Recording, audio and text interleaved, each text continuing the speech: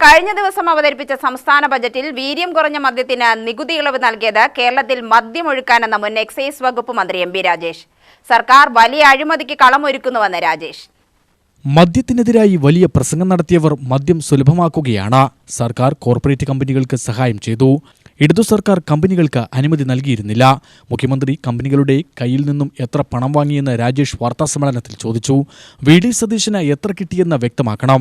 സർക്കാരിന് വലിയ വരുമാന നഷ്ടമുണ്ടാക്കി ഈ നികുതി ഇളവ് കൊടുത്തതിൻ്റെ പിന്നിലുള്ള താല്പര്യം എന്താണ് എന്ന് മുഖ്യമന്ത്രി കേരള സമൂഹത്തോട് മറുപടി പറയേണ്ടി വരും. എത്ര കിട്ടി എന്ന് സതീശൻ പറഞ്ഞാൽ മതി. ബഹുമാന്യനായ ശ്രീ വി ഡി സതീശൻ വ്യക്തമാക്കേണ്ടി വരും എത്ര കിട്ടി എന്ന്, എത്ര കിട്ടിയത് കൊണ്ടാണ് ഈ ഇളവ് കൊടുത്തത് എന്ന്. LDF സർക്കാർ നിഷേധിച്ച ഒരു നികുതി ഇളവ് UDF അധികാരത്തിൽ വന്നും ആദ്യം തന്നെ കൊടുത്തു. പ്രയോറിറ്റി എന്താണെന്നുള്ളത് വ്യക്തമായില്ല. സർക്കാർ ജീവനക്കാർക്ക് DA കൊടുക്കാനില്ല എന്നാണല്ലോ പറഞ്ഞത്. വിസ്മയം ഒളിപ്പിച്ചു വെച്ചിട്ടുണ്ടെന്ന് പറഞ്ഞ് സർക്കാർ NGO അസോസിയേഷൻകാരൊക്കെ കൈയടിച്ചു. പക്ഷെ വിസ്മയം ഇതായിരുന്നു, മദ്യമൊഴുക്കാനുള്ള വിസ്മയമാണ്. ശീതളപാനീയം പോലെ കുടിക്കാവുന്ന മദ്യമാണ് ഉണ്ടാക്കാൻ പോകുന്നത്. ഇത് വിദ്യാർത്ഥികൾക്കിടയിൽ പോലും സുലഭമാവും. സർക്കാരിന് വലിയ വരുമാന നഷ്ടമുണ്ടാകുമെന്നും രാജേഷ് കുറ്റപ്പെടുത്തി. ഇതിന്റെ വേറൊരു വശം എന്താണെന്ന് വെച്ചാൽ ഇത് റെഡി ടു ഡ്രിങ്ക് മദ്യമാണ് എന്ന് പറഞ്ഞാൽ വാങ്ങി ശീതളപാനീയം കുടിക്കുന്നത് പോലെ കുടിക്കാം. അത് സുലഭമായി മാറും. വ്യാപകമായിട്ട് പുതിയ തലമുറ കുട്ടികൾ ഉൾപ്പെടെയുള്ളവർ ഉപയോഗിക്കുന്ന നില വരും. ഇതും വാങ്ങി പോക്കറ്റിലിട്ട് കോളേജിൽ വരുന്ന സ്ഥിതി ഒന്ന് ആലോചിച്ച് നോക്കൂ. അത്ര സുലഭമാവും. കാരണം ഇത് പ്രത്യേക തയ്യാറെടുപ്പൊന്നും വേണ്ട ഇത് ഉപയോഗിക്കാൻ. ഒരു ശീതളപാനീയം ഉപയോഗിക്കുന്ന പോലെ പൊട്ടിക്കുക, കുടിക്കുക. മദ്യത്തിനെതിരായിട്ട് വലിയ പ്രസംഗം നടത്തിയിരുന്നവരാണ് ഇപ്പോൾ മദ്യം സുലഭമാക്കി മാറ്റുന്നത്. ഇതിനാണ് മദ്യം ഒഴുക്കുക എന്ന് പറയുന്നത്. ഞാൻ ഇത് കഴിക്കാൻ ബാറിൽ പോകേണ്ട ആവശ്യമില്ല. ബെവ്കോ ഔട്ട്ലെറ്റിൽ നിന്ന് വാങ്ങാം, അപ്പം തന്നെ നിന്നിടത്ത് നിന്ന് ഉപയോഗിക്കാം. ആ മദ്യം സുലഭമാക്കി അതിന് നികുതി ഇളവും കൊടുത്തു.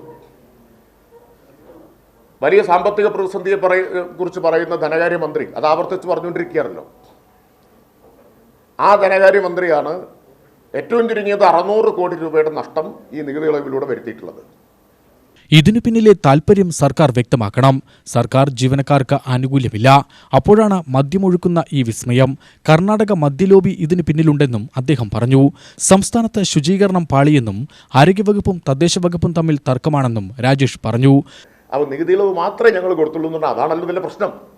ആ നികുതി ഇളവ് കിട്ടിയാലേ വ്യാപകമായിട്ട് ഇത് വിൽക്കാൻ പറ്റൂ. IMFലിൻ്റെ അതേ നിരക്കിൽ ഈ നികുതി ഇതിന് ചുമത്തിയാൽ, അതുകൊണ്ടാണ് നമ്മൾ നികുതി ഇളവ് കൊടുക്കാതിരുന്നത്. ഇപ്പോൾ ഹോർട്ടി വൈൻ ചട്ടത്തിൽ ഭേദഗതി കൊണ്ടുവന്നിട്ടോ. ചട്ടത്തിൽ ഭേദഗതി കൊണ്ടുവന്ന് നിയമസഭാ കമ്മിറ്റിയിൽ അവതരിപ്പിച്ചിട്ടുള്ള കാര്യമാണത്. ഹോർട്ടി വൈൻ എന്ന കാറ്റഗറി, അതിന് പോലും വൈനിൻ്റെ നിലവിലുള്ള നികുതി നിരക്ക് എന്താണോ അതിന് ഇളവ് കൊടുത്തിട്ടില്ല. കൃഷിക്കാരുടെ കാര്യമായിട്ട് പോലും ഇളവ് കൊടുത്തിട്ടില്ല. ഇതൊരു കോർപ്പറേറ്റ് കമ്പനിയുടെ സ്പിരിറ്റ് ഉപയോഗിച്ചുണ്ടാക്കുന്നതാണ്. അതാ വ്യത്യാസം. പഴവും പച്ചക്കറി ഉപയോഗിച്ചല്ല, ഇത് സ്പിരിറ്റ് തന്നെ ഉപയോഗിച്ചുണ്ടാക്കുന്നതാണ്. മറ്റെല്ലാ മദ്യവും പോലെ സ്പിരിറ്റ് ഉപയോഗിച്ചുണ്ടാക്കുന്നതാണ്. അതിന് ഞങ്ങളൊരു നികുതി ഇളവ് മാത്രമല്ലേ കൊടുത്തിട്ടുള്ളൂ എന്ന് മറ്റേ സിനിമയിലെ ഡയലോഗ് പോലെയല്ലേ അത്. ഇത്രയൊക്കെ ചെയ്തിട്ട് അത് മാത്രമല്ലേ ഞങ്ങൾ ചെയ്തിട്ടുള്ളൂ എന്ന് ചോദിക്കുന്നത് പോലെയാണ്.